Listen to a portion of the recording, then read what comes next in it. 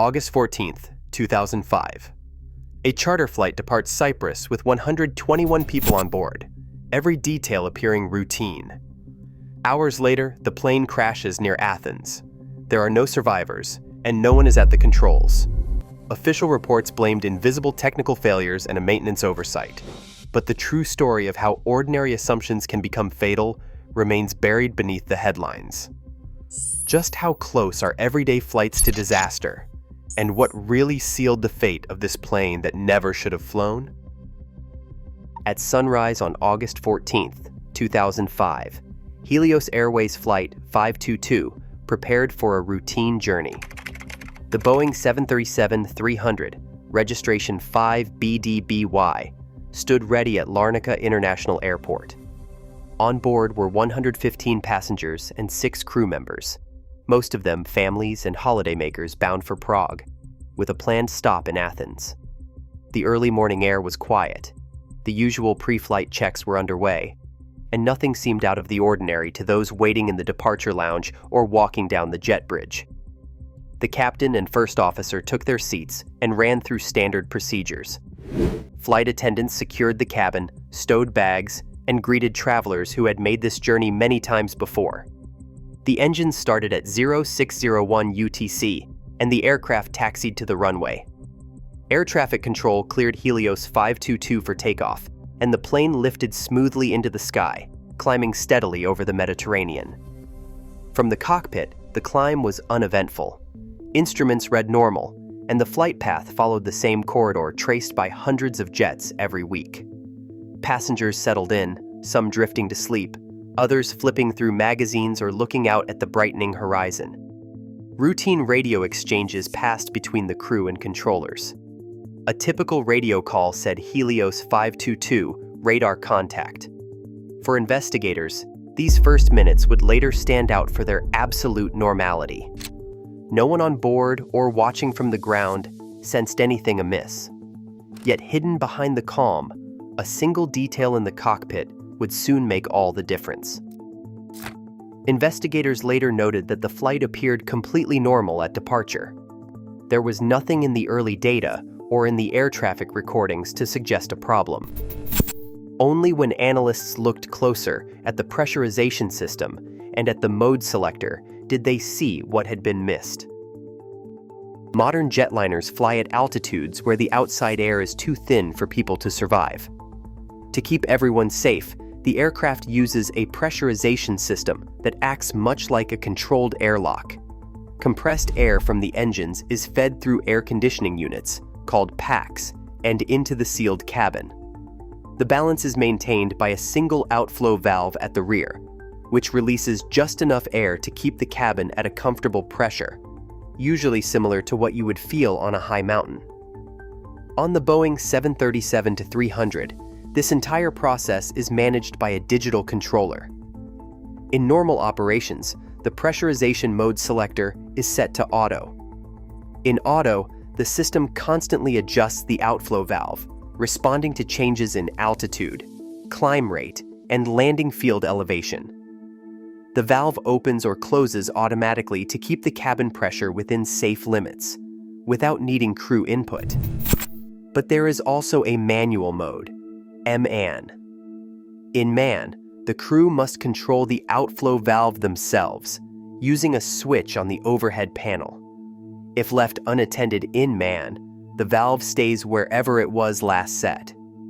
If it is even slightly open during climb, the cabin can lose pressure without anyone noticing right away. Maintenance procedures sometimes require switching to MAN for leak checks or repairs. The engineer who worked on Helios 522 the night before had set the pressurization system to MAN to run a pressure test on the aft service door. The checklist called for returning the selector to auto before the aircraft was released back to service. That step was missed. The technical log noted the leak check was completed, but did not mention the selector's position. With no second set of eyes to catch the omission, the plane was cleared for flight with its pressurization system quietly bypassed. This subtle vulnerability, one switch left in the wrong position, would remain hidden as the aircraft taxied out, setting the stage for everything that followed. In the Boeing 737-300, a single selector on the overhead panel controlled the entire pressurization system. On Helios Flight 522, that selector stayed in manual mode from engine start to the end. With manual mode selected, the automatic controller was bypassed. The outflow valve, which should have adjusted to keep the cabin safe, was stuck at about 14.6 degrees open. Non-volatile memory confirmed this position, matching what investigators later found in the wreckage. As the aircraft climbed, bleed air from the engines entered the cabin, but the system could not regulate pressure. In manual mode, the outflow valve only moved if the crew used a separate switch. Since it was not touched, the valve remained partially open, letting air escape as fast as it entered.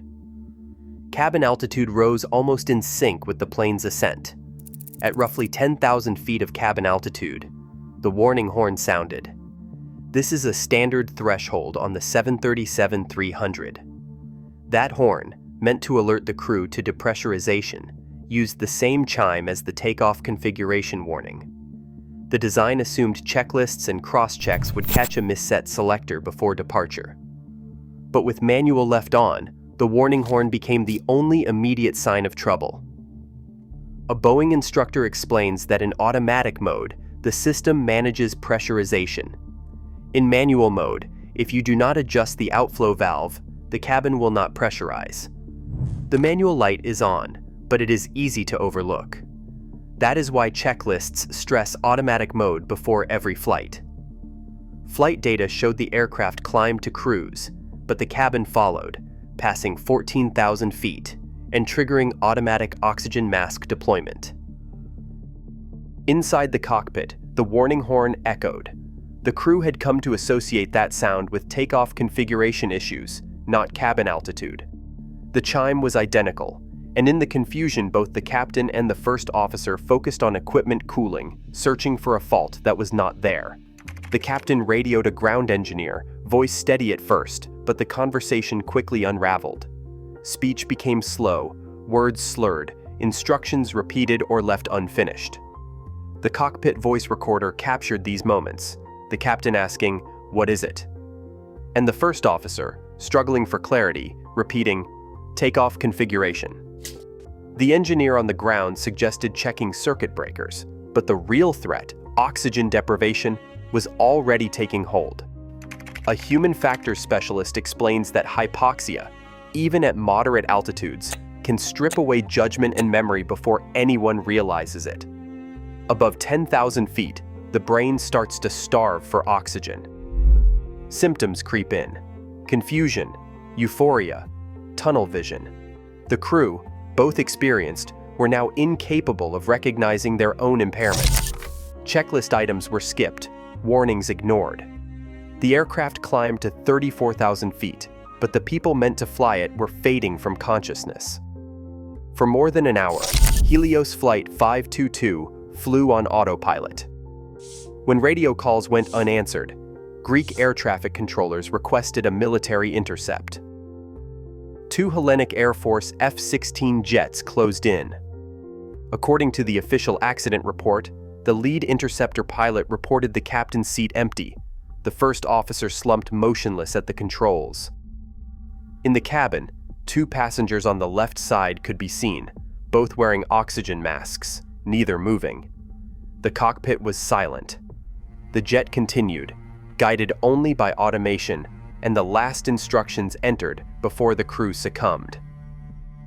Passenger oxygen masks, designed to last only about 12 to 20 minutes, offered a brief window of hope. After that, those in the cabin were left with no protection against the thin air at 34,000 feet. In the cockpit, the last conscious effort came from Andreas Prodromo, a flight attendant who managed to reach the controls with a portable oxygen bottle. The flight data recorder captured the right engine shutting down at 8:59 and 47 seconds, coordinated universal time, followed by the left engine just moments later. With both engines silent, the aircraft began a steep, uncontrolled descent. At 9:03 and 32 seconds Coordinated Universal Time, Helios Flight 522 crashed into a hillside near Grammatico, ending the flight and the lives of all 121 people on board. The final act was not one of rescue, but of exhaustion, a system and its people, out of time and out of air. The investigation into Helios Flight 522 laid bare a web of missed safeguards and organizational lapses. The Accident Investigation and Aviation Safety Board found that the pressurization mode selector had been left in manual after a maintenance check, a step overlooked in both the engineer's handover and the flight crew's checklists. Flight data confirmed the selector never left manual mode from engine start to impact. The inquiry did not stop at technical error. Investigators cited Helios Airways for failing to address 3 prior pressurization incidents, for insufficient crew training on hypoxia recognition, and for inadequate oversight by Cypriot regulators. The findings prompted a series of global reforms. Airlines revised pre-flight and maintenance checklists to require verified pressurization mode settings. Boeing updated procedures and warning systems, introducing alarm tones and clearer visual cues. Regulators mandated enhanced hypoxia training for crews. The official report made clear that this was not a single-point failure, but a breakdown across maintenance, operations, and oversight, an event that forced the industry to rethink how technology, training, and human limits intersect. Today, every commercial flight depends on systems calibrated by humans, interpreted by humans, and sometimes misunderstood by humans. Even after sweeping reforms, lapses in automation and human oversight still threaten aviation safety worldwide. The gap between routine and disaster remains razor thin, and it is a line we redraw with every flight.